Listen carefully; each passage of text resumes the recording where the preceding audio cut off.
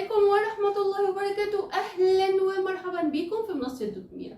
سؤال اتسألته: يا ترى أنا لو خريج كلية تمريض هشتغل مشرف على طول في المستشفى؟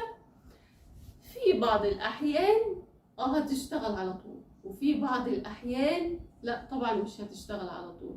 طيب يا ترى دي أسبابها إيه ودي أسبابها إيه؟ ده اللي هنعرفه في حلقة النهاردة، فتابعوا لنا. دلوقتي هنعرف امتى هشتغل مشرف على طول لو انا خريج كلية تمريض حديث التعين.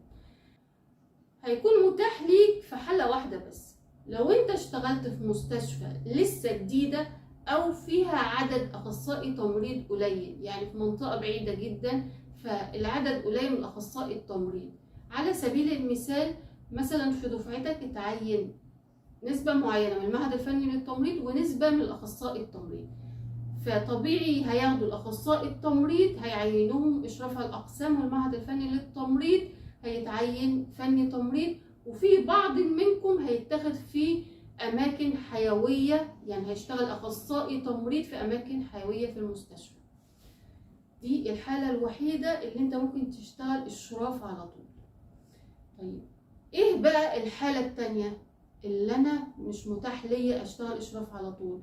لو انا اتعينت في مستشفى زي مثلا القاهره، اسكندريه، الزقازيق، اللي هي المستشفيات الكبيره اللي هي فيها اخصائي تمريض كتير، فعبال ما يجي عليك الدور يعني تاكيد هياخدوا اشراف الاقدم سنا، فمش شرط ان انت كمان تقعد سنه او سنتين، ممكن تاخد فتره طويله عشان تمسك اشراف.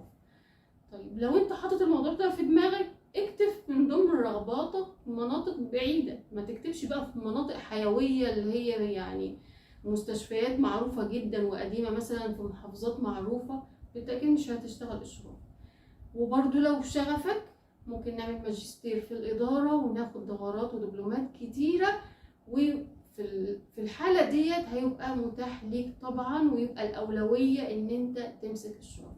خلاصة الحلقة: موضوع الإشراف وعدم الإشراف ده بناء على عددكم وعلى المستشفى وتوزيع المستشفى واحتياجاتها وسياستها.